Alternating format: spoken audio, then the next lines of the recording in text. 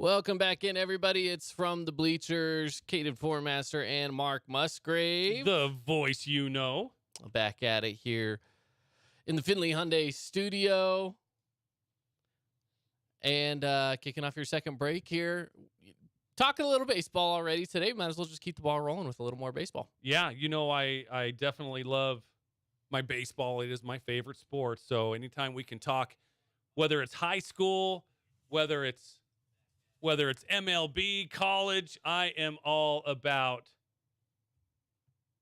some high school. Sorry, we were having a little technical difficulties. Some technical things. And we just wanted to confirm that we were working, and it looks like we are. So yeah. We just want to make sure we're streaming on YouTube, which we are streaming on YouTube. Yeah. So I'm hoping that first segment did as well. I'll double check that it was there. Hopefully it did, because it was a great first segment. It was, man. Having Jager and Aaron in here. And, one thing about, before we jump into MLB, just to follow up about these boys, and not just those two, but, all of the boys that signed before them as well, whether it was, Javen, Ross, Bo Sampson, Pete Soto Jr., Brexton Stardy, all those boys from Crimson Cliffs. We've had several other high schools have their signing days as well. Case and Bell over at Dixie, Cole DeCastro and Landon Musgrave over here at Desert Hills High School. And I probably shouldn't have started to name names because I don't want to forget any now, but there's plenty. But that just tells you how good baseball is here in Southern Utah. Yeah. Just tells you how good baseball is here in Southern Utah. I'm telling you, we have so many good players here, and we have so many good coaches and parents as well. We do. We have a lot of you mentioned it, great coaches and parents. Yeah, for starters. A lot of great talent, and you see that because it seems every single year for signing days, and especially for baseball.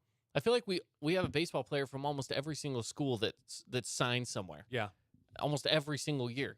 It's crazy. We have so many, and we have boys that are not just playing the next level after high school, but they're also playing the next level. So yeah, again, just that's a great shout out to all of the coaches here in Southern Utah. Obviously the athletes as well, the work ethic that they have and that they put in, and the parents. I mean, the parents' support. It's like I was asking Aaron, don't forget to thank who foots the bill. I mean, I can tell you from experience that, and this doesn't go with just baseball. This goes with really any club or travel sport, whether it's, soccer, basketball, whatever the sport might be, dance, a lot of those cheer teams as well. The travel expenses, the food expenses, the equipment expenses. I was just going to say uniforms and equipment. Those can cost a lot. So, and again, I think every boy that I've talked to, though, has always been appreciative of their parents, their coaches. So they appreciate it for sure. And certainly I wouldn't have it any other way. But it can be quite an expense for the parents. So, yeah, absolutely. Yeah, it really can. It really can. So we are grateful for everyone who is able to go out and support our local athletes in one way or another, and parents are a big part of that. Yeah. So, that's one thing that we always try to promote as much as we can is some sort of support for local athletes, and parents do it better than anyone. Yeah. So they definitely get a big shout out. Glad those guys were able to shout out their parents as well today. So, well, let's shift gears a little bit. Today on the show, we're going to be talking about, baseball. We're going to talk about what's going on right now in college basketball. Now there's 4 teams left. We'll get into all of that. Crazy. Yeah, lots to talk about still today, and that's just how Mondays are. There's always stuff that happens on the weekends, and we have to dig into it on Mondays. Especially when March Madness is going on. It was really funny over this past weekend. We had some baseball tournaments up here at Desert Hills High School, and when I was on the mic up there between games, I got the notification came across my phone that Alabama had gone down. Yeah, San Diego State. Yeah. Just took it to them. So I announced over the PA system. I was like, well, if your bracket wasn't busted yet, it might be now. Alabama has lost to San Diego State, yada, yada, yada. And some of the players out on the field, the game had just gotten over. And so some of the players were like, yeah. And then it wasn't but a half an hour later, maybe. I can't remember really the exact time frame where the other number one went down. Who went down shortly after that? Who was the other number one? It was who was left? So it was in the Midwest. Houston. Yeah, Houston. That's right. So when Houston went down, and it wasn't long after, I was like, well, if your bracket wasn't busted when Alabama went out, it might be now, because now Houston went down. And again, there was a smattering of cheers down there, because I think everybody's bracket is totally busted. And we'll get into this a little bit later, but I'm sure everybody's bracket is busted. So the more that it gets busted from the other people that's brackets are busted, they're all cheering. You know, what's the old saying? Misery loves company. That's true. Everybody wants everybody's bracket to be busted now. That's true. So, and I think everybody's bracket is busted. Yeah. But we'll get into that a little bit later. Yeah, we will. Well, let's talk some MLB, shall we? So to start things off today, let's get into opening day. We're going to look at the opening day schedule because excited. There's a lot of great games on opening day. I want to go game by game, Mark, and let's just talk about general excitement level. Maybe we'll go over each of these teams as well and talk about, are they a playoff team? Are they a team that has a shot at a World Series and maybe even being able to hold up that trophy at the end of it all? Where do these teams lie, and what is their best case scenario? So let's just get started with that, shall we? Yeah, let's do it. So first things first, we have Atlanta at Washington. The Braves, who just released their City Connect jerseys, by the way. Mm-hmm. They're calling it the A, right? For Atlanta, a little bit of homage to some of to one of their prior jerseys. So they're kind of cool. Go check them out.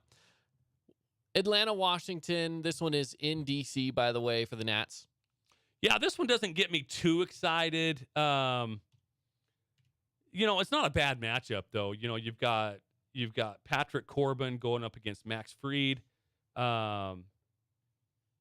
You know, Atlanta will probably be there in the end when it comes to their division. They've still got some great players on that team and some good pitching. I really think that Atlanta wins this game. It doesn't get me too excited. I'm not a big Nationals guy, and I do follow the Braves quite a bit closer than I do the Nationals. But you know, hey, it's a good opening game, not a great one. Sure. Not in my eyes, anyways.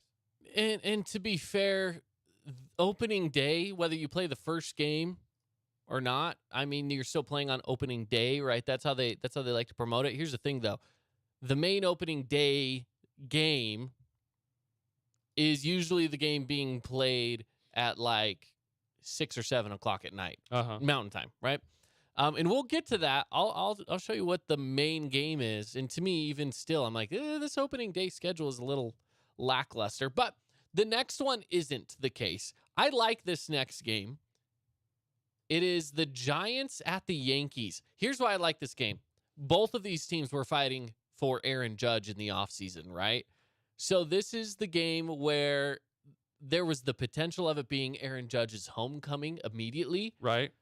But that wasn't the case. He signs back with the Yankees. So now it's almost hey, I'm rubbing it in your face that I didn't sign with your team kind of a game. And I like that storyline. To me, that's where the fun comes in with this specific one.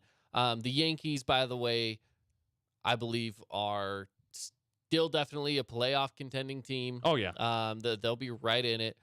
As far as San Francisco goes, I've seen some people say maybe they'll sneak back into it, but I just don't know if they're quite there yet. That's a tough division. I don't know if they won't win the division, not with the Dodgers and the Padres. Correct. But could they find a wild card seat? That's a maybe. That's a big maybe in my eyes. Yeah. But yes, I'm with you though on this one though. This one does excite me a little bit. You know, you've got two two teams that have been around for a very, very long time. Both of them were in New York at one time. Giants come across country, obviously. This one does excite me a little bit, though. Giants, Yankees, Garrett Cole versus Logan Webb. Man, that Yankees lineup is just loaded. I certainly see them winning this game. And obviously, as a Dodger fan, I'm certainly, God, do I cheer for the Yankees or the Giants? Obviously, I'm cheering for the Yankees, but that's difficult for me to do as well. I see the Yankees winning this, though. Yeah, that is a tough one because I'm with you. Where there are certain teams I struggle to cheer for. Both of those teams have made that list. Yeah. At different times in my life, those teams have been high on that list. The next one, Boston and Baltimore. This one is in Boston. Boston last year was kind of on the edge. But if I remember right, over the offseason, they traded away some of their best players, right? Am I misremembering this? I feel like Boston got rid of a lot of talent this last year. They've struggled actually for the past couple of years keeping talent and getting talent as well. So I was going to pull up their roster here really quickly, but it went to okay, here we go.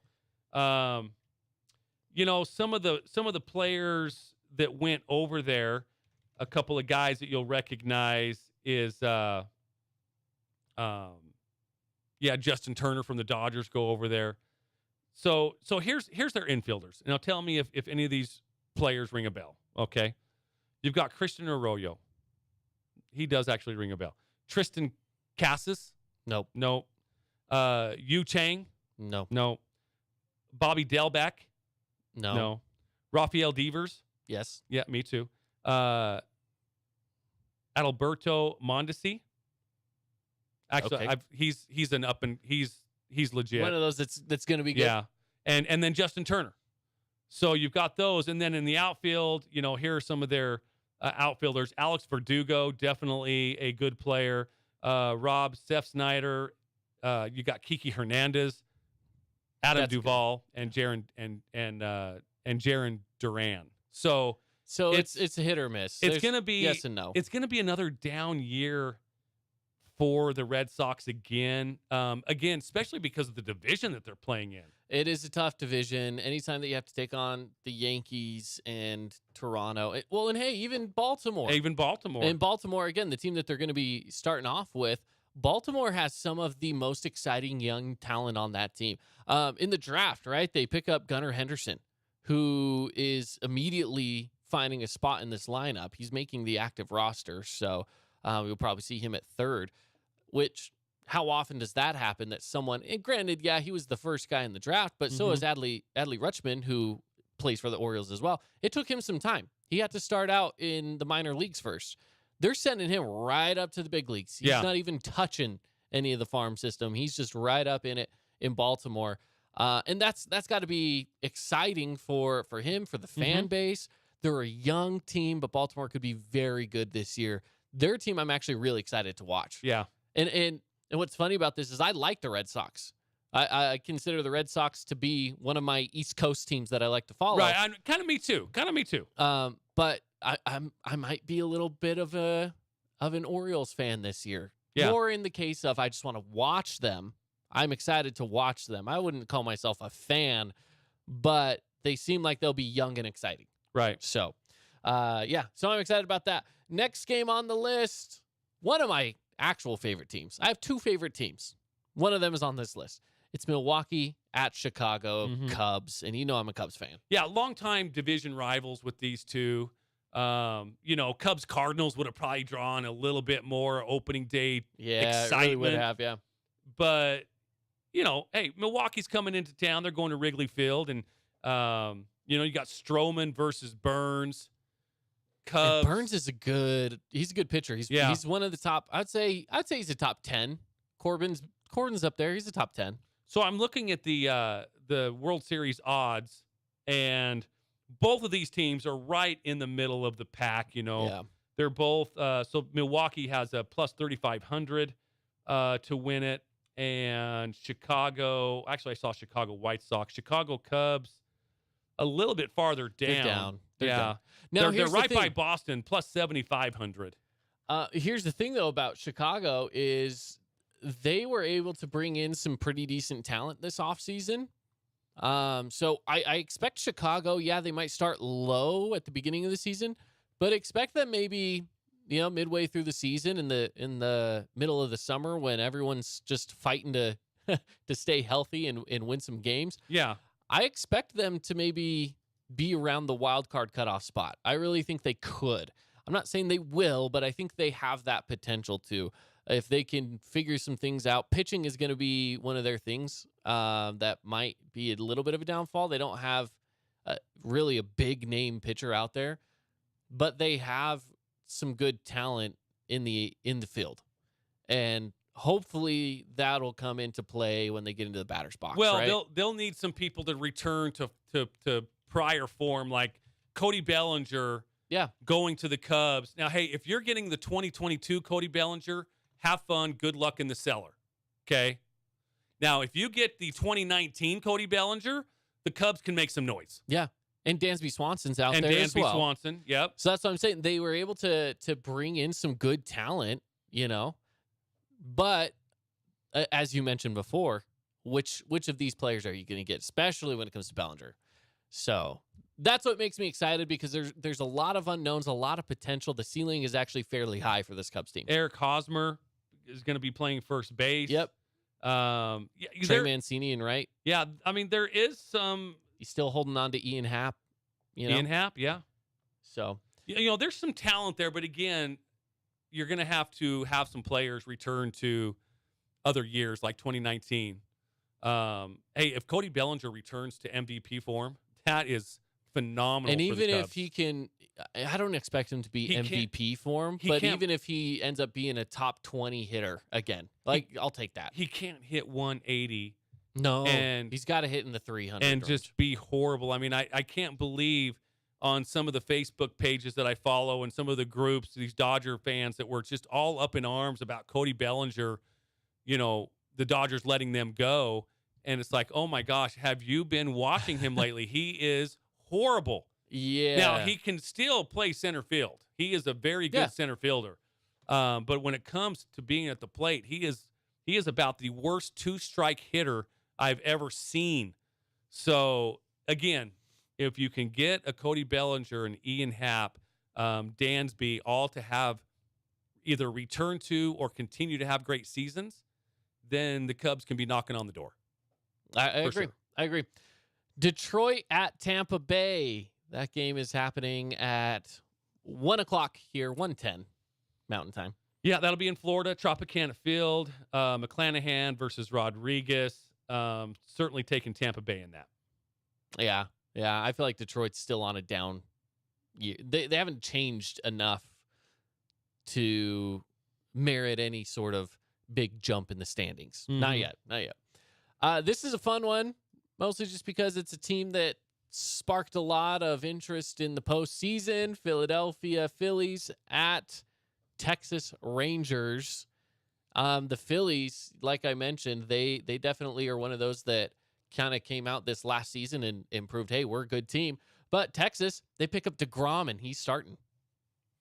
Yeah. I was just looking at the odds here. Philadelphia, they're 7th in the odds. They're at a plus 1,200. All right. So yeah, that they're looking good, and Texas not as good. Plus $4,500, plus 4,500 to win as well to go to the World Series. So, Texas, they have really made some noise in the offseason.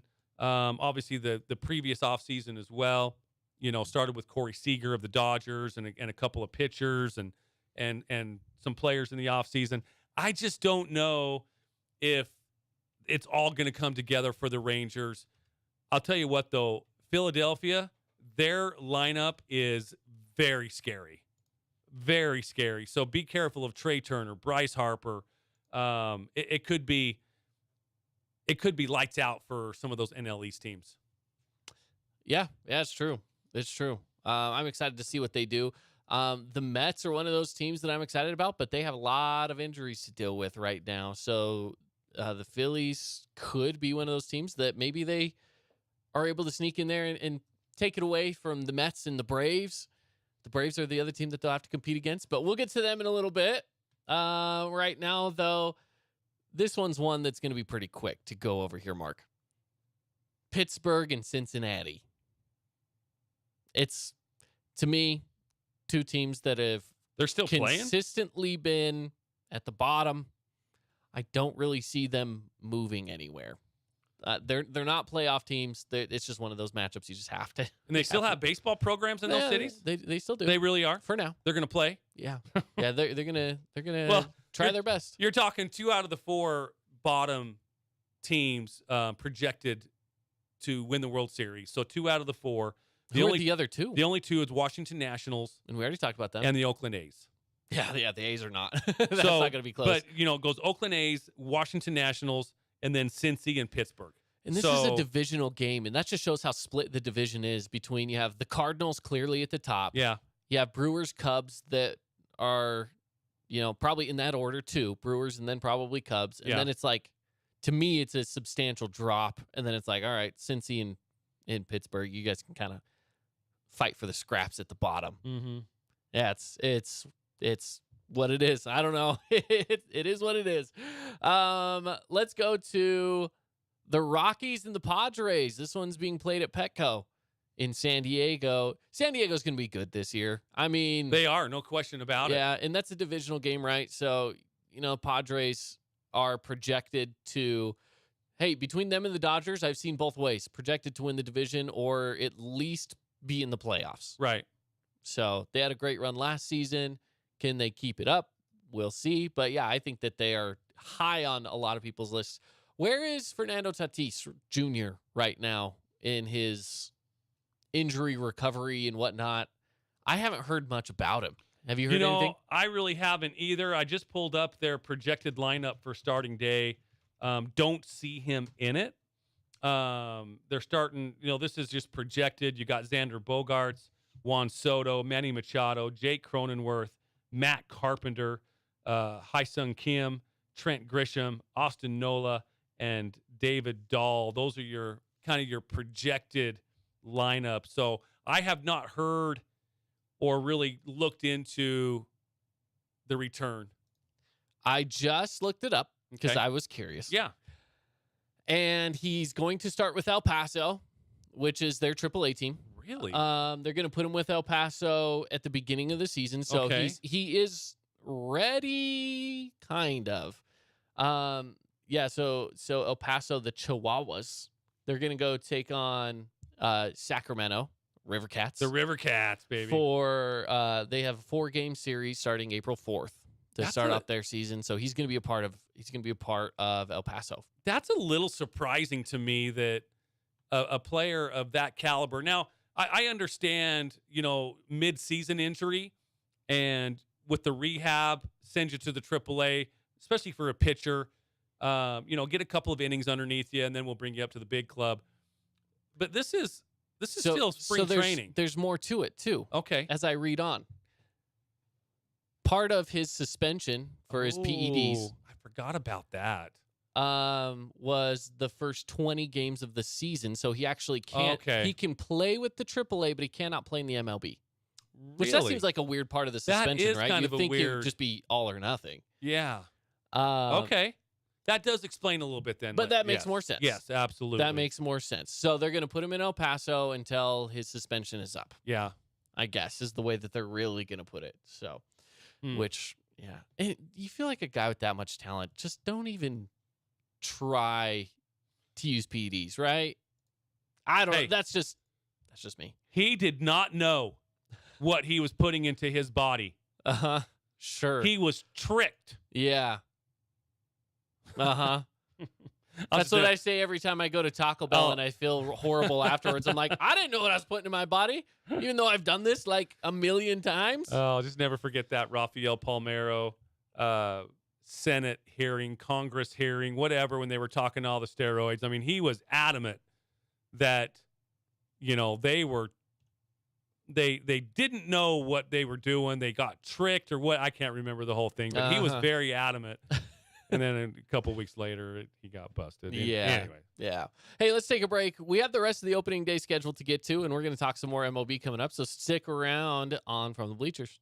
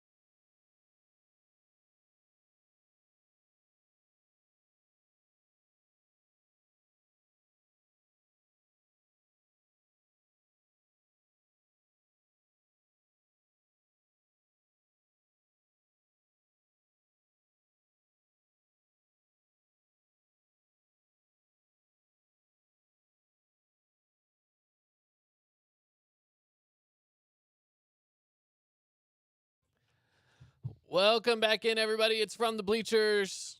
Caden Formaster and Mark Musgrave. The voice, Broadcasting here from the Findlay Hyundai studio. Findlay Hyundai. Get more than you pay for at Findlay Hyundai. So we're talking some baseball. We got done with the Padres and the Rockies. Opening day schedule is, of course, out, and opening day is coming up on Thursday. So as we are talking opening day, let's get into the next one. Toronto at St. Louis. I actually think that's a pretty decent game. Again, it would have been better if it was Cubs and Cardinals. Yeah, for sure. That's a strange opening day game, just with one. Yeah. It's an interleague matchup, so it's kind of a strange way to start the season. I remember back when interleague was so foreign and so new that there was only a segment of the season where there was interleague play. It was like mid-season, and that was it. Now it's kind of all just scattered all over the place. I prefer it. You guys are in the MLB, play the other MLB You know talents, what? It's like I don't mind, National League, play American League for all I care. It's fine. I'm okay with it now because it's been around for so long. But I remember there was something to the mystery, though, of the AL versus the NL in the World Series when they hadn't met yet. There was just some sort of there was just something about it that made it, I want to say, just made it a little bit more special, that the Yankees hadn't seen the Dodgers that year, or the Red Sox hadn't played the Cubs that year, or whatever teams made it. There was always something special about that where it was new to them, and I don't mind it now, but I think at first there was something special about it that they hadn't played each other yet. So, I'm still kind of a fence sitter on that. I think I prefer the old days, I guess, on that, but I am certainly fine with the new days as well, with the Yankees and Dodgers midseason matchup, or the Cubs and Red Sox and that kind of thing. I'm definitely okay with it, but there was something special about when you got to the World Series and you hadn't played that team yet. Yeah, that's fair. So that's my thoughts on that. I get that. The thing is, though, too, how often are these teams actually really playing each other, though? American League and National League teams. You still have that possibility that they haven't seen each other that year. Now, it maybe is like, oh, we played each other last year. That's possible, but. Now, the Giants and Yankees are also opening up as well. So, again, kind of a cool matchup. Yeah. Kind of a cool matchup. But I like that one. And by the way, we already mentioned Cardinals. Yeah, they're going to be good this year. Mm-hmm. Oh, yeah, they are. They've got a shot. Right now, they are, let's see. They're 12th right now, tied for Tampa Bay, Cleveland, Chicago.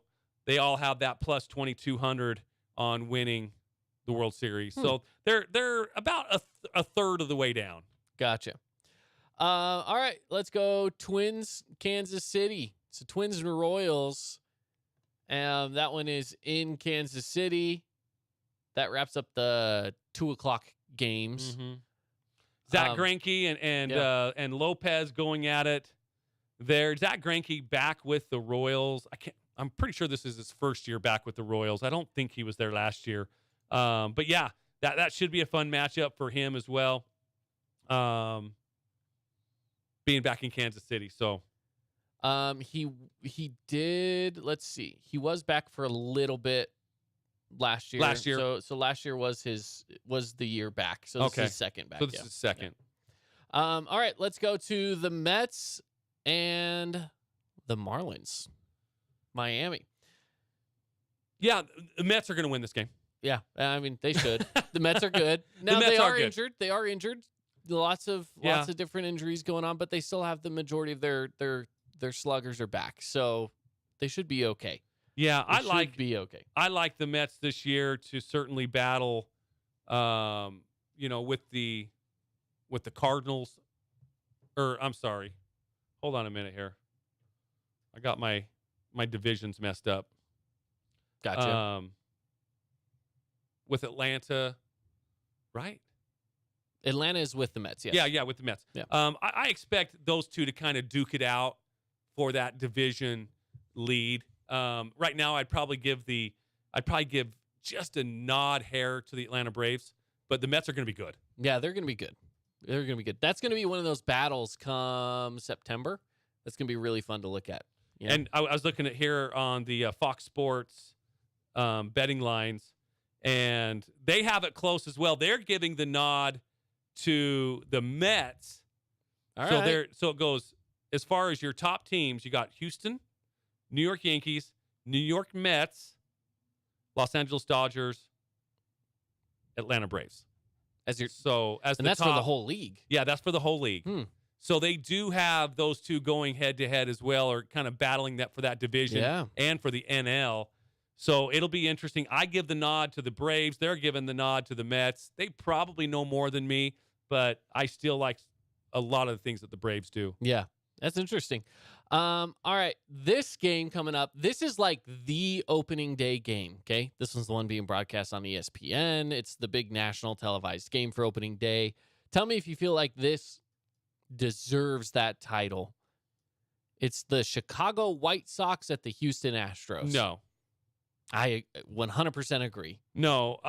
The I would Astros, have. sure, because they're the champions from last year. I would have had Yankees Giants in front of that Yeah.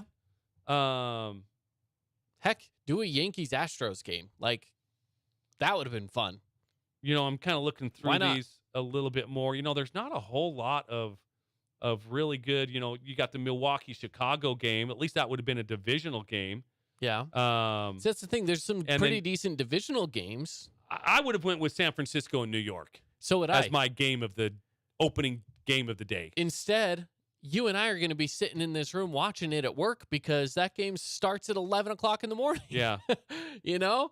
It's crazy. So, yeah, I'm with you. I don't love that one. It is what it is. It's fine. Over on the MLB network, though, later that night, these are the nightcap games. You have the Angels and Oakland, the A's. I think Angels win that one. Otani starting for Yeah, them. he'll be on the bump. It should be an Angels win there. Yeah. Dodgers, Diamondbacks, that's in LA. Urias is on the bump for the Dodgers. Again, that should be a Dodgers win, right? It should be. Arizona can always kind of surprise you sometimes, but it should be a Dodger win, yes. And I've heard they've sold 3,000 tickets to Oakland Alameda County Coliseum.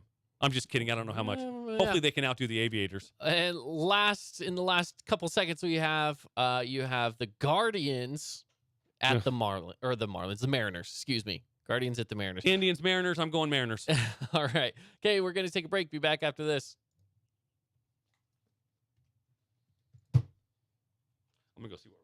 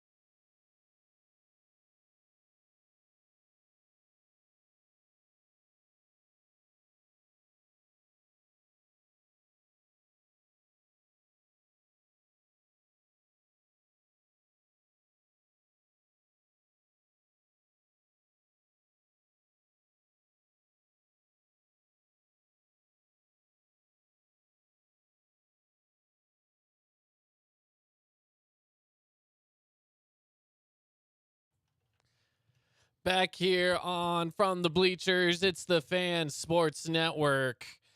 Caden Formaster and Mark Musgrave. The voice you know. Welcome into the 5 o'clock hour. Mark, I got to tell you what I'm doing over here. You stepped away during the break for a little bit. Yes, I did. And I hopped on my laptop over here. I'm placing a food order for after the show. Oh, really? Yeah, that's the way to do the show. Is you got to get that dinner ready to rock and roll. So, yeah, I'm looking at placing an order at Durango's because Durango's is one of my favorite local spots. Yeah, mine too. I love Durango's. Not even paid. I just love Durango's. I just want to talk about it. Yeah, and I was gonna say you ordering food. Landon, my son, in fact, I probably shouldn't even put this over the radio because he doesn't want more competition. But, he has done really well with DoorDash. Really? He's been dashing, man. And the great thing about it is making some extra change. Yeah, huh? making some extra cash. And the great thing about it is he can do it on his schedule. Yeah. And so, like, he went out a little bit yesterday, and he's like, well, it was a Sunday, wasn't that busy. I made so-and-so bucks. I was like, all right, not too shabby for being out there for a couple of hours. But anyways, yeah, he's, there's so many. For a high schooler, though? There's so a many. high schooler with access to a car? Why not? With and access with to a car, with sports, so you can kind of do your own, you can kind of do your own schedule, which is kind of nice. Yeah. But it's, he's had a good time doing it too. And it's just funny watching him go out there and do that and come back, and he'll tell us a little bit. But so anyways, just FYI, that's kind of what he's been doing. But there's so many new and different ways of making money now. Yeah. That obviously when I was his age, so none of this was around. But there's so many creative and new ways that you can go out and make some money now. So many new ways. You didn't have that when you were growing up, were you? We didn't have. I mean, internet wasn't a anything. Thing, so yeah, you had to go work at a store or shop. Yes, or you something. did. Yes. Or Yes. if you were me, I went out. My first job was harvesting potatoes, Right. and part of that was so my grandpa was the one that was harvesting potatoes, right? Mhm. So he would be driving a tractor. You'd have a big dump truck, basically, where the dump truck funneled down to a conveyor belt at the bottom that would spit out the potatoes afterwards after they're all harvested. Well, I would be on the back of the tractor would be pulling the harvester, Sure. which would dig up the potatoes. It would take them up this conveyor belt kind of thing up to the top. At the very top, you're sitting up there trying to make sure that only the potatoes are going into the truck, and so you're looking for dirt clods and weeds and stuff, and you're sitting there just throwing them, and and it's fast-paced work, and it was tough, but I did it, and I was 10. You know, I was young, and that was my first job, was standing on top of a harvester and throwing clods of dirt off, and then you'd go and you'd have to do kind of a second round of that once you got it out of the field before it was bagged. You did it all over again. Mine was working on our family's farm, our alfalfa, moving hand lines, wheel lines, feeding the cows, the chickens, the horses, doing that kind of stuff. And that, you know what? That was room and board. Yeah. That was room and board back in the day.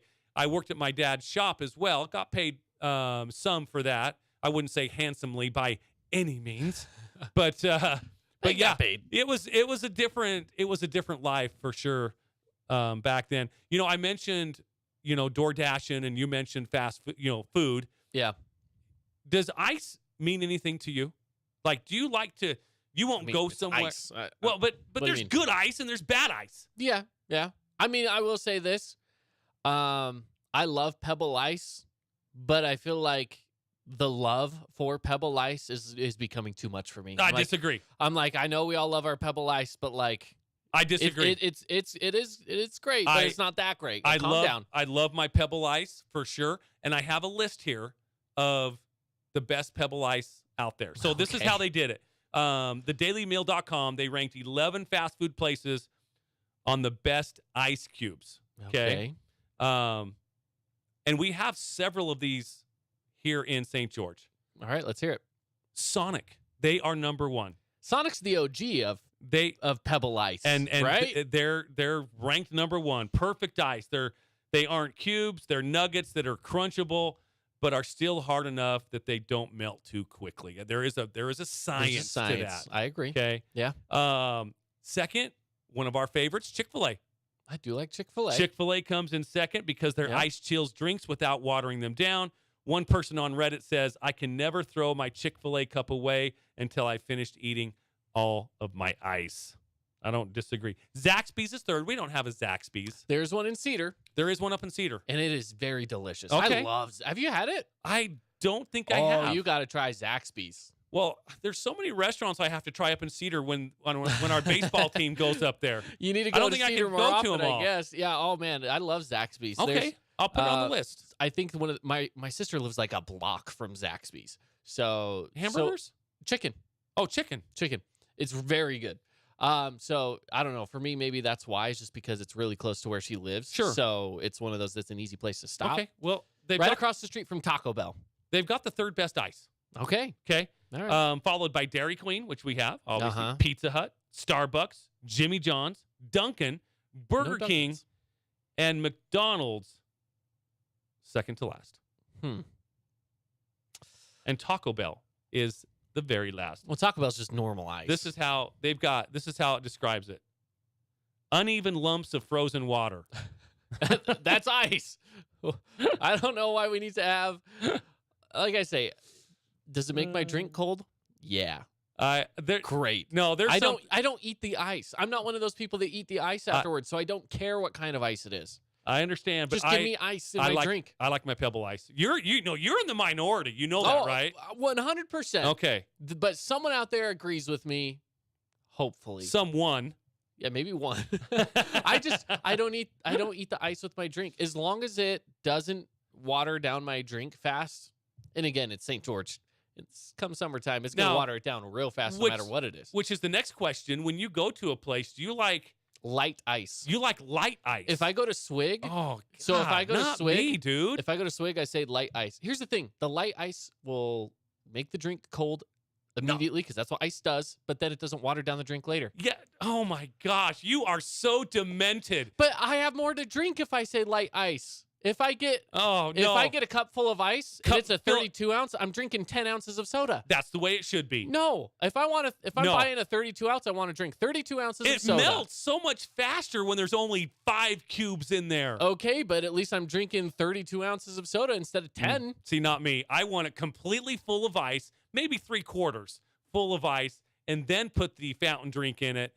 Stays cold longer, and it's certainly enough. This is when I need people to go to our YouTube page where we're live streaming this show, hit up the comment section, and tell me who's right, because I feel like I'm right on this. No way, dude. That light ice gives you better soda. Heavy ice is definitely the best soda. No. I disagree wholeheartedly. Oh, man. Oh, you are demented, man. Well, yeah, but not for that reason. Oh man, yeah, no, light ice. Okay. Light ice. Hey, we can always say, let's agree to disagree.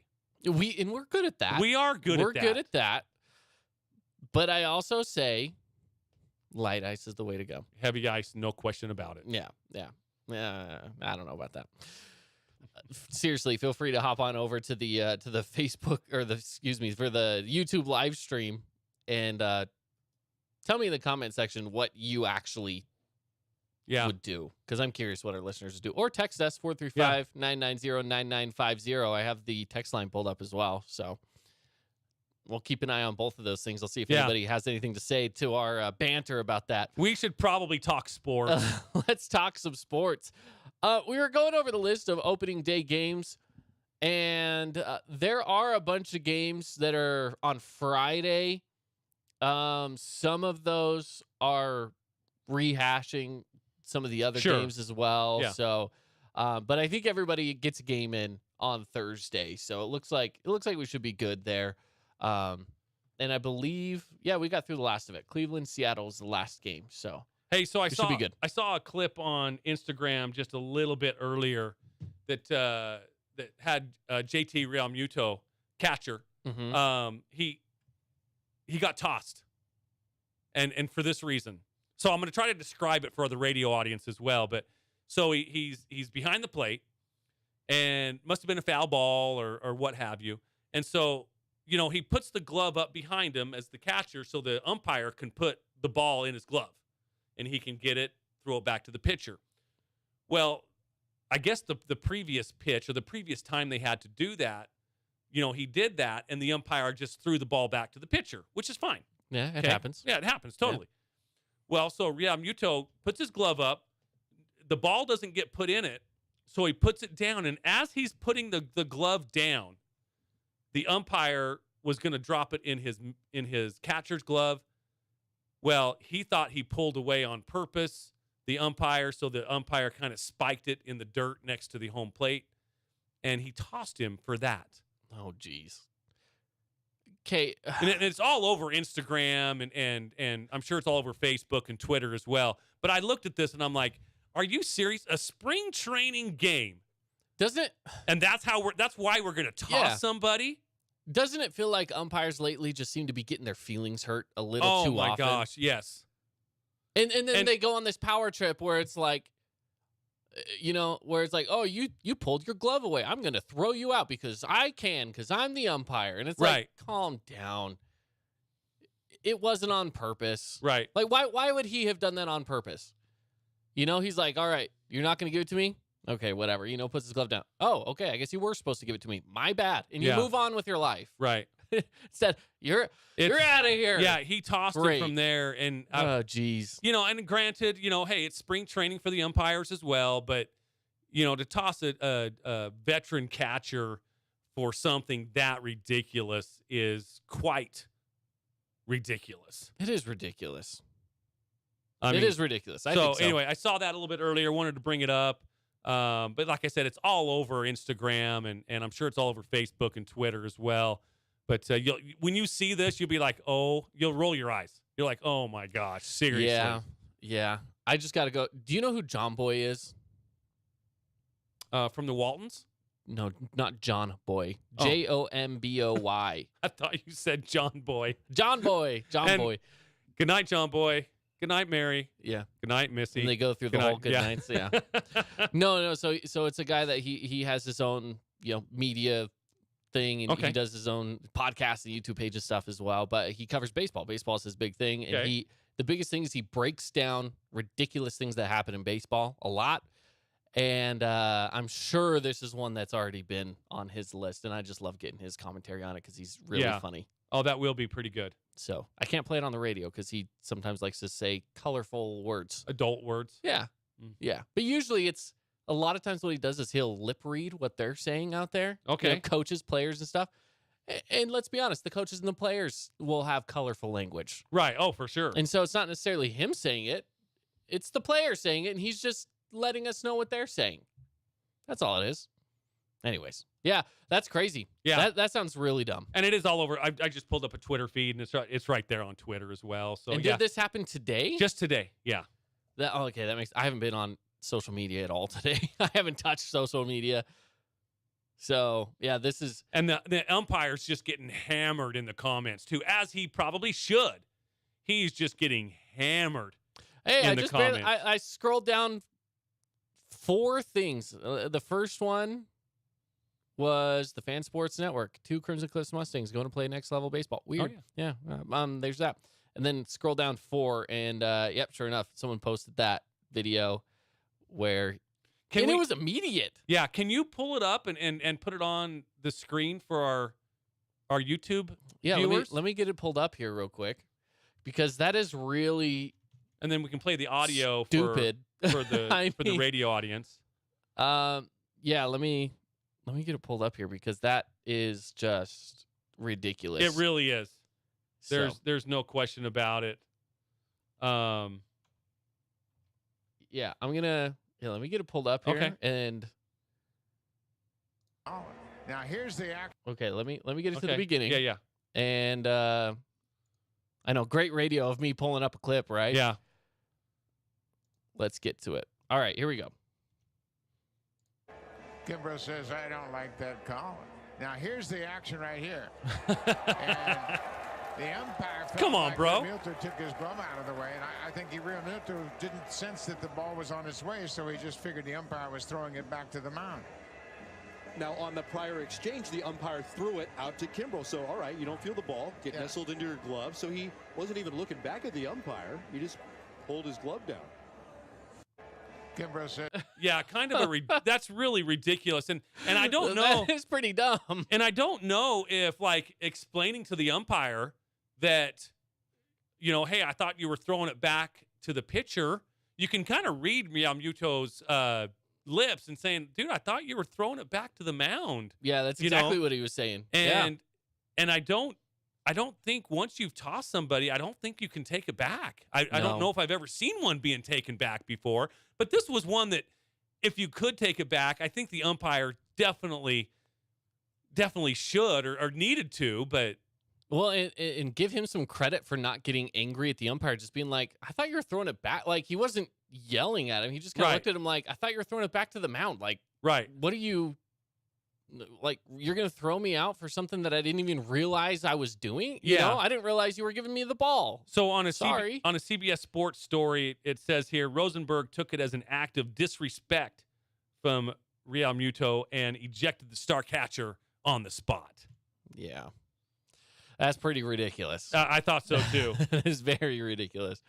But that's today's world. Sometimes people just get their feelings hurt. And here's the thing, you know, the behind the plate umpire is in jeopardy. I mean, they're going to, you know, they're trying at the AAA level the robot umpire, or, you know, where it's going to call it for them.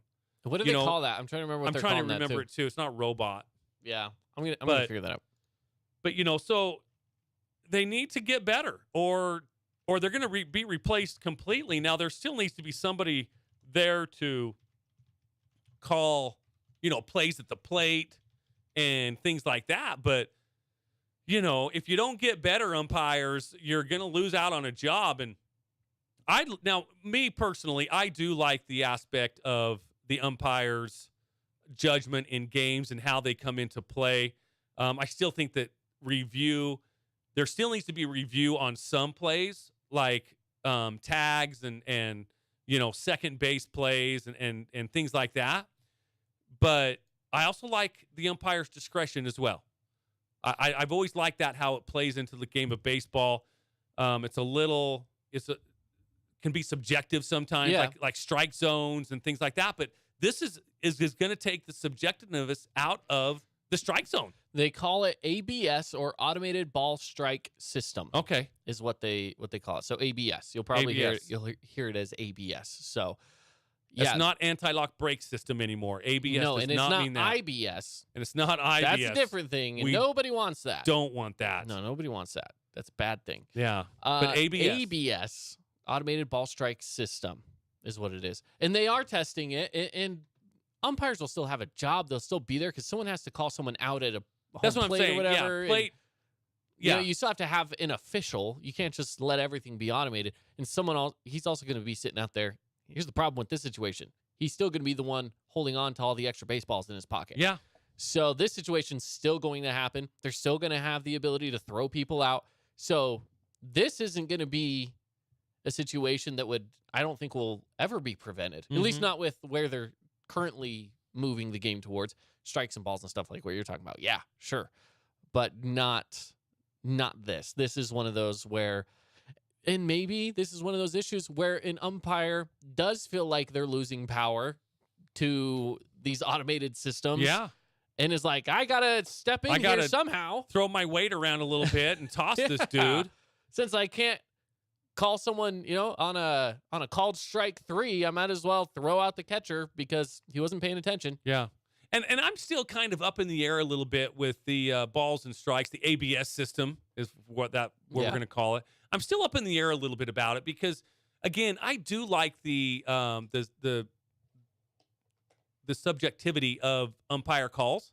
Yeah. I do like that in baseball. I mean, the thing is it just needs to get better. The umpires, I think, at the MLB level have just and the NBA level. I mean, there's a lot of complaints with NBA officials as well. Sure. Where officials, they've just kind of, I don't want to say gone downhill, but their call making is certainly something to argue about for sure.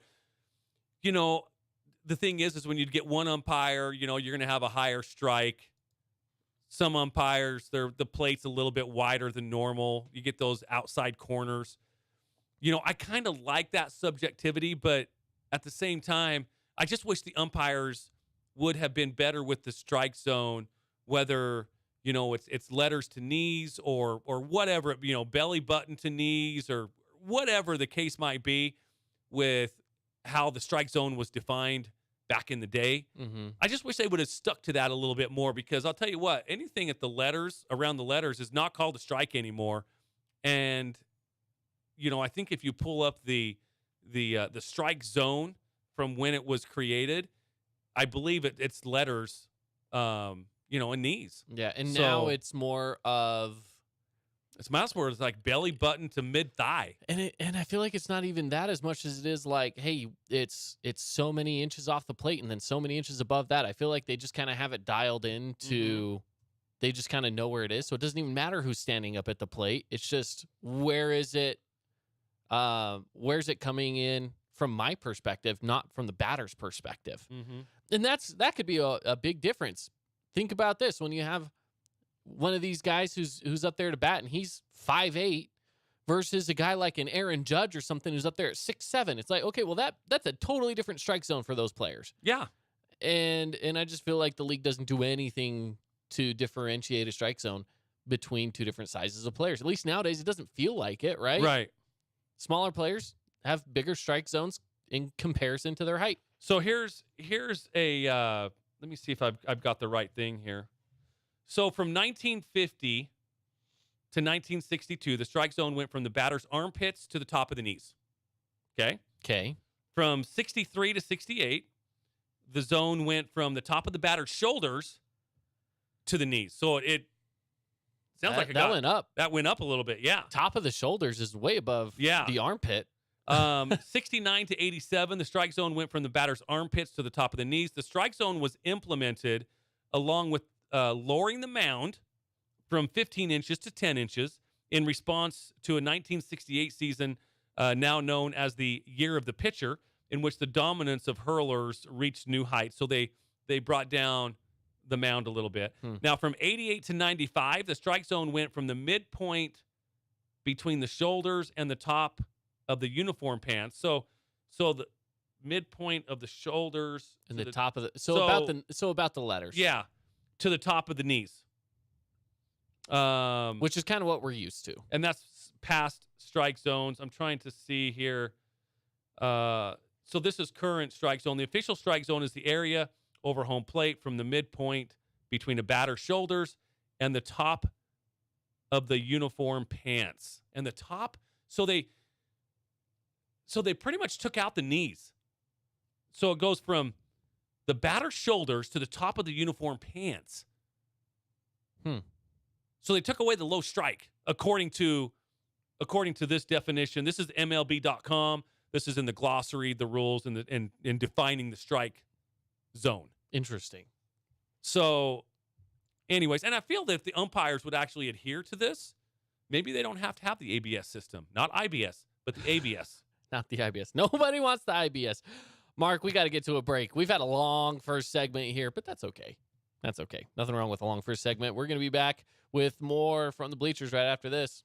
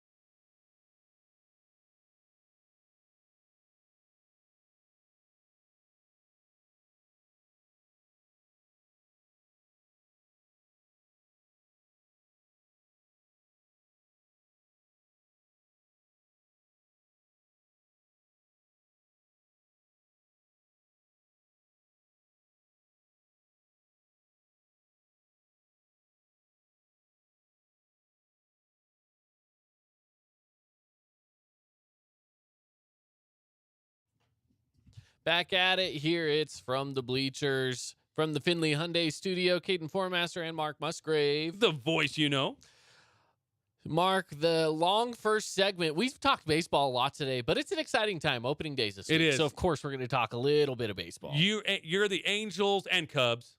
Yeah. I'm Dodgers. We're going to have fun opening day for sure here at the Fan Sports Network. We'll try to have some things going to where our listeners and our viewers can get involved too.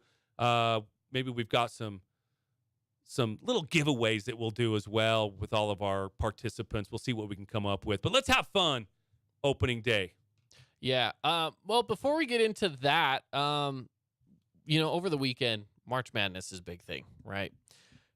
And everybody's brackets just got blown up. You kind of talked about it earlier today. We said we'd get to it. So my question is, do you have anybody in the Final Four? No, I'm done. I was done a while ago. Me too. My last team that I had in was Texas. Okay. And that was it. Texas was the last team that I had holding on to any hopes for the Final Four, and they lost to Miami. So I am done. I am whatever my teams are at right now. Those are the teams that I'm done. My score's set. It's not good. But hey, I want to give a shout out though to the people that are participating in the Road to the Finals Fan Challenge. We have 4 people left, of course, in the Final Four for a shot at that Traeger. Starting things off, we have Dennis. Okay. Dennis is linked with Miami. You have Brett, who is with UConn. We have Ray with San Diego, San Diego State. And then Milt. Milt is with FAU. And who would have thought, those guys that have those, who would have thought that they would have had any chance at all? I mean, a slight chance. But well, especially this. Let's look at Milt, okay? A 9 seed, right? He had to go up against an 8 seed.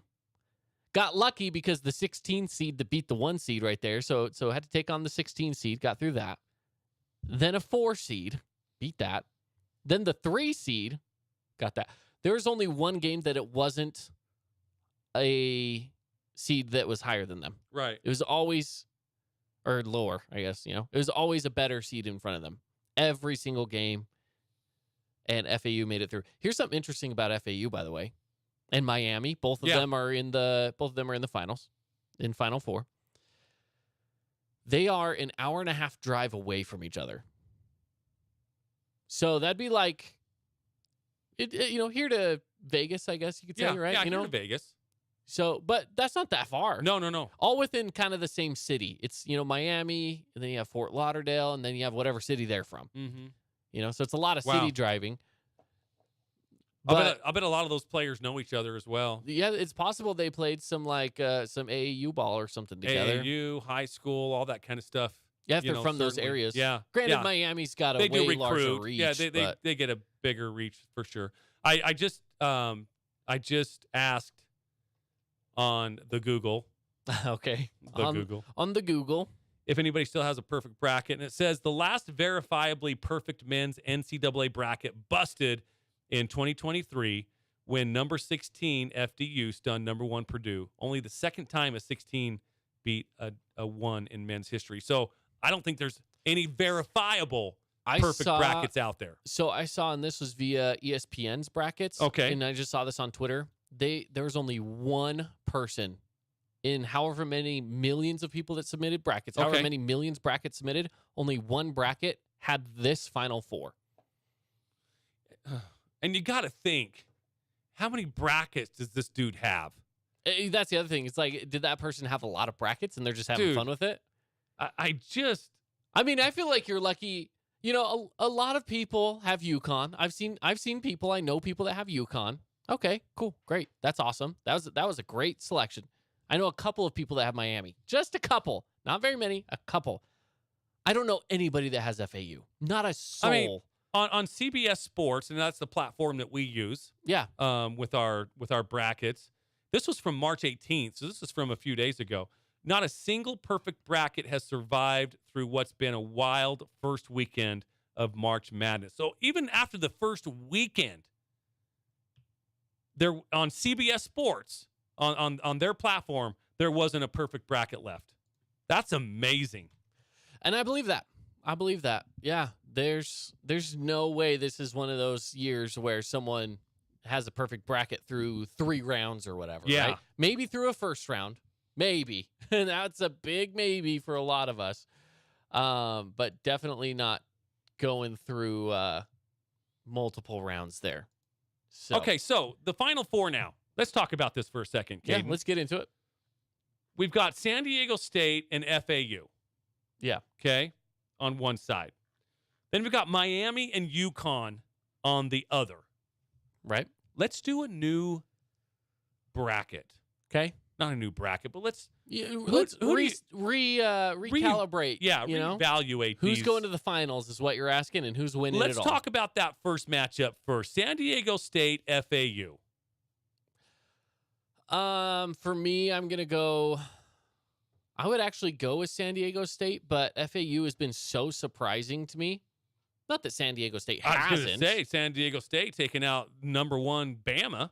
And they're a 5 seed, so 5 seed against a 9 seed. But then again, they're a 9 seed that has continued to beat teams that are better than them every step along the way.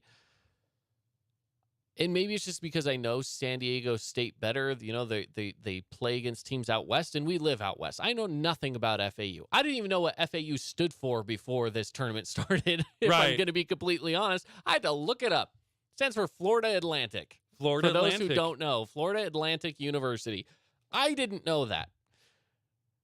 And so for me, it's like it's hard to say I'm going to pick the team that I know nothing about. I would rather pick the team, San Diego State, that I at least know a little about. And so maybe that's where I go, San Diego State in the final. And hey, San Diego State beat my overall champion who I had picked in Alabama. So I'm going San Diego State because at least I'll have that in my back pocket on saying, well, hey, at least the reigning champion San Diego State knocked out the team that I originally had picked. So at least that gives me a little bit of satisfaction, a little tiny bit. But I'm going San Diego State here too. And again, I'm a big West Coast guy, so I'm definitely going with the Aztecs over a Florida team. Okay. Let's go to the other side then with Miami and UConn. Who are you going with? I'm going to go with the higher seed this time. I'm going to go with Miami.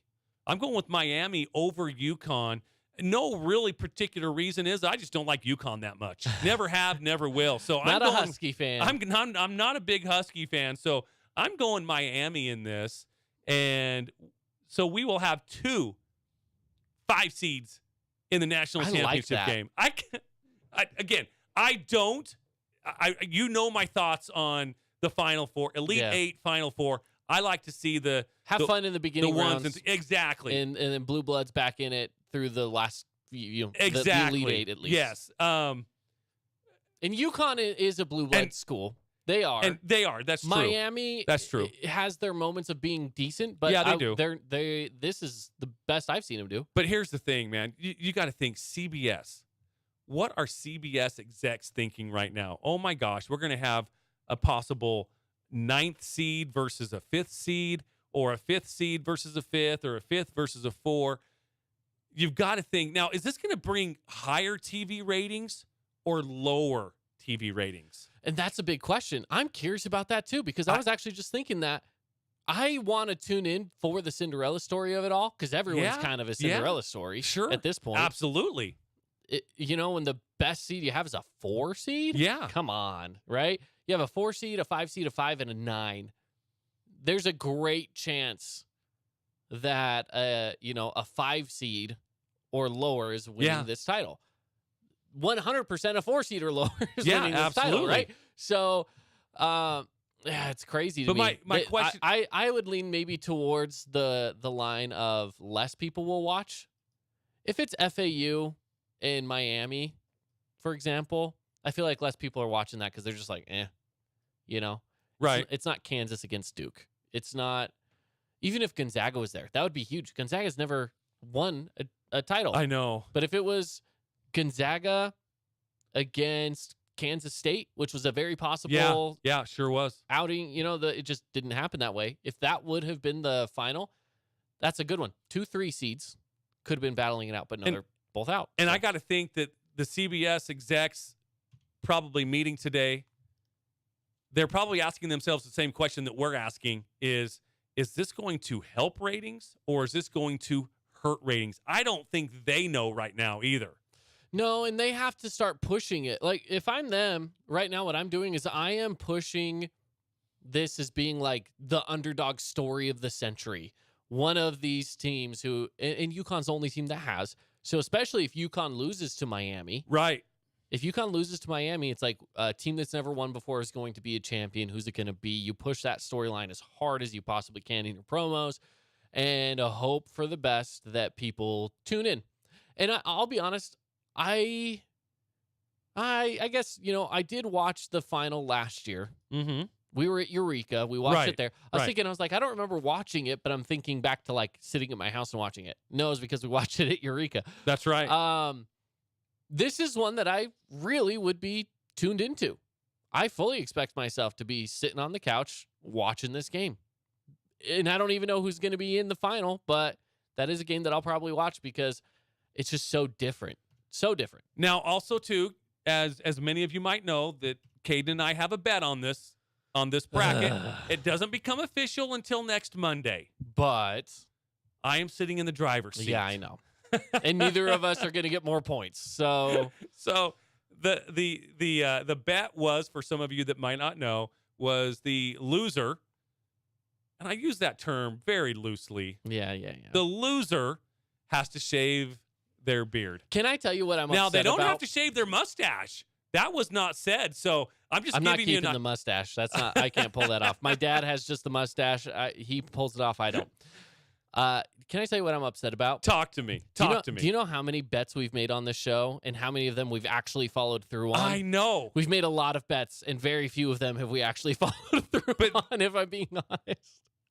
And this is one that we kind of have to because you know what? We're on video. If I don't do That's it, true. people will know. But here's the best thing about it.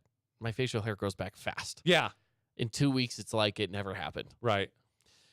My wife's going to hate me for about a week there.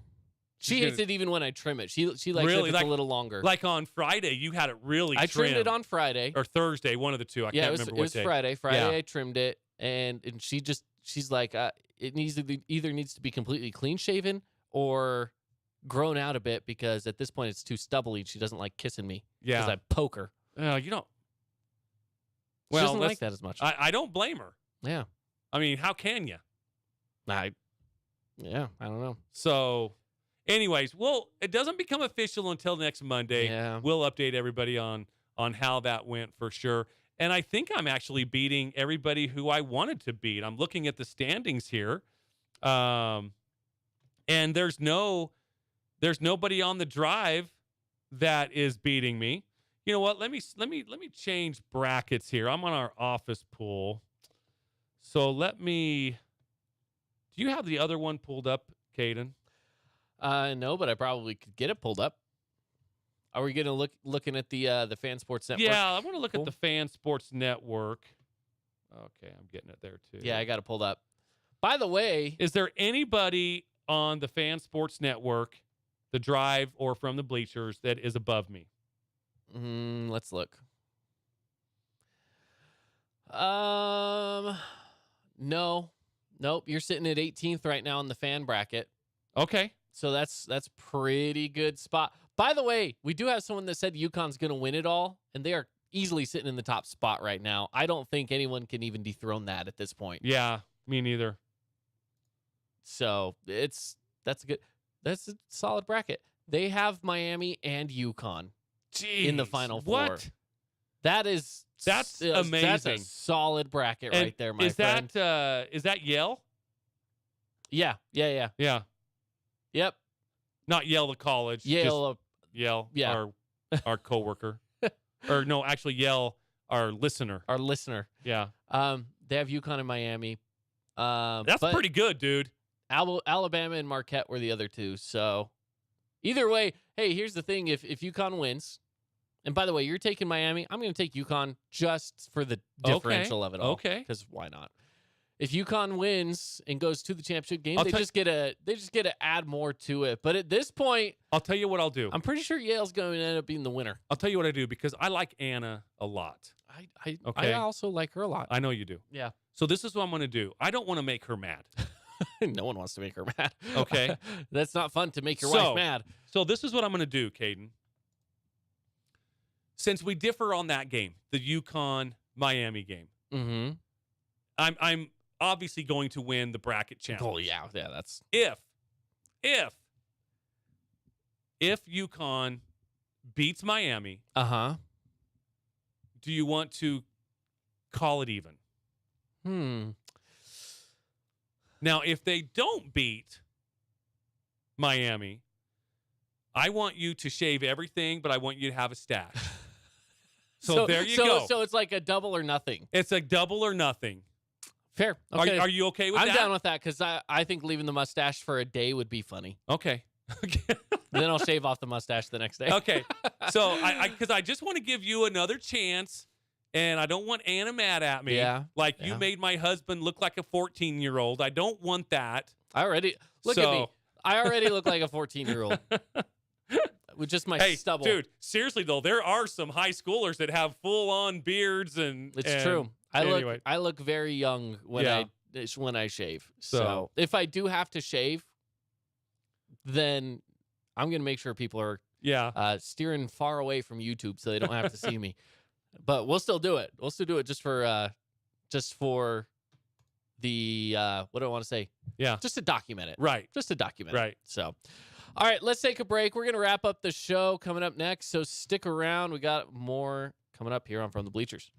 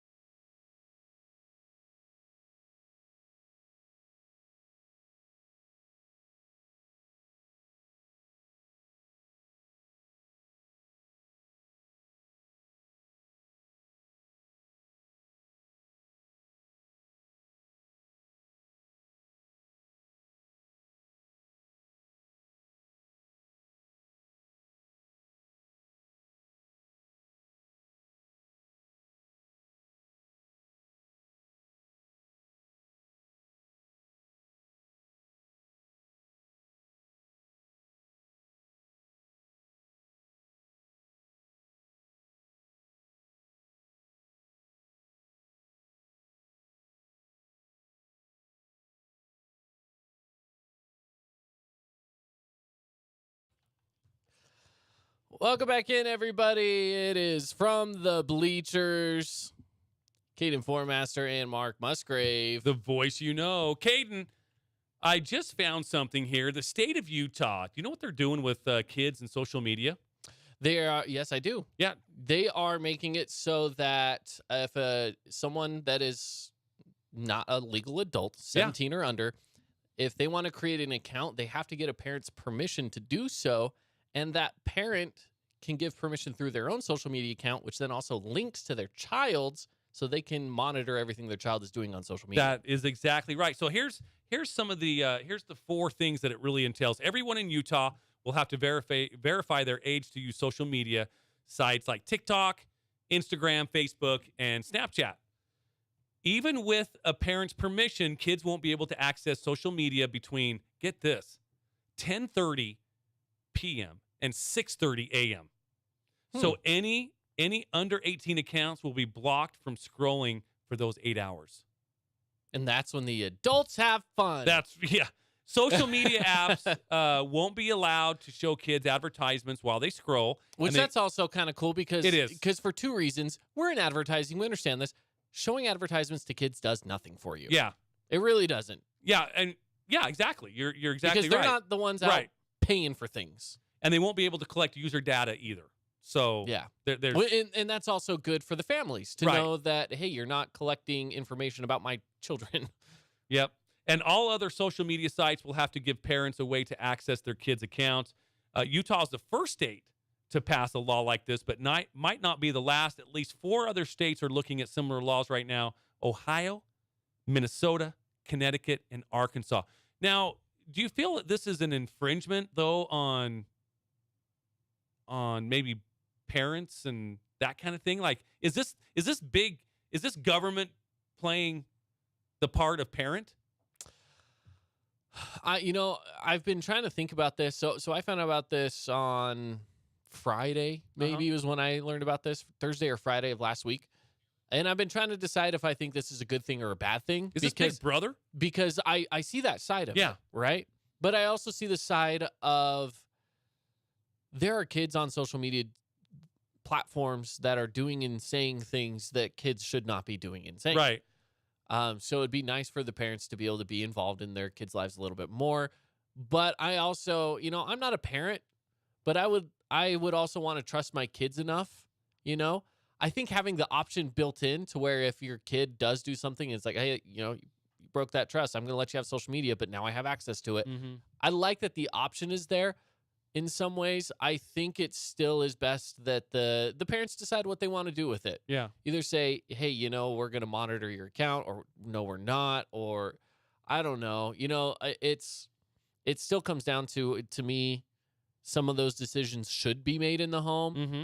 It just sounds like the government's giving them an option as an easy way to monitor what's going on outside of just having the logins to their account. And I'm okay with some restrictions for sure. I mean, this is like the ad thing I love, by the way. Yeah, for sure. As a teenager, I hated ads. So to not have that be a thing. And as an advertiser, you don't want a media company, i.e. like us or like all the other people that do media or that do advertising.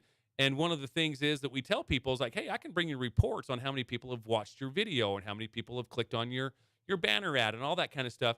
Well, they don't want those numbers to be, out of whack because there's an 8-year-old, tapping on it. So, because that does nobody any good for sure. No, because advertisers are then advertising to someone who will never use their services. Yeah. So I'm good with that as well. So, but it's going to protect their mental health. And that's kind of what they're looking at here. That's why the governor really wants to sign these 2 bills, because he does want to protect their mental health. Well, okay, so this is funny. So Anna and I started watching a show over the weekend that we had heard about somewhere. We started watching it and we're like, oh, this is definitely like a kid's show, but it had an interesting story. We're like, whatever. So we watched a little bit of the show, and one of the kids has like a video of them like playing air guitar or something kind of lame. Yeah. And one of them was like, you should share that on social media. It could go viral. And it's like, that's the things that kids are caring about. Right. Right? It's just like, what can I do crazy in front of a camera and then post it, and hopefully I'll go Hopefully it goes viral. Yeah. And it's like, and then kids end up doing things that are just stupid things. They're kids. They're not going to think things through maybe as well as an adult would. And this could maybe help prevent some of that to an extent, right?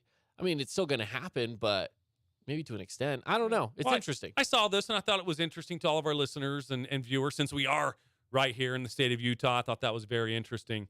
So anyway, hey, Lamar Jackson. Yeah. He has written to his fans in Baltimore, kind of laying out what he has done for the past week or so. He asked back in early March or mid-March, I can't remember the dates exactly, that he asked ownership for a trade. And I will tell you, Patriots owner Robert Kraft said Meek Mill texted him 3 or 4 days ago asking or saying Ravens Lamar Jackson wanted to come to New England. Kraft responded, that would be Bill Belichick's decision. So what do you think about that? Lamar Jackson kind of calling his shots. Do you like this in the new sports or no? Do you like the old way of hey, you got a contract, play it out, and then you can move on? I think a lot. Well, okay. Again, split thing here. I really don't like it. First off, let me just say I don't like it. I'm going to play my own devil's advocate for just a little bit. How would you feel if, working here where we do, and we love where we work, so this isn't necessarily one of those things, but if we weren't happy with our current situation and they were like, sorry, can't go, you're locked into a contract, the best you can do is retire. And it's like, are you kidding me? Yeah. It's like, I don't want to do that, And so you just have to work in a situation you don't want to be in anymore. That would not be fun. I get that. Here's the thing. These guys are being paid millions of dollars to be in a situation they might not love. I could do something for a long time if I'm paid a certain amount of money. He's one of those people that's getting paid beyond that certain amount of money. It's like, okay, you know what? I'll take losing another year. And I'll wait till I'm a free agent. It's so paid me a lot of money. It's so difficult comparing their world to our world because they don't have the same rules It's as we not do. the same structure. It's You're not right. the same structure, not even close. They work for 5 hours a day. Go to the facility, you go to practice, lift some weights, and you're done. And I really don't know their process. They might work more than that. I don't know. And some do, some don't. It's probably... But it's very difficult to compare their world to the real world. I'm going to say the real world. And so when they're demanding things like this, I kind of like the old way of play out your contract, then move on. Yeah, that's right. All right, well, we got to go. So thanks for stepping in, everybody. We'll see you tomorrow.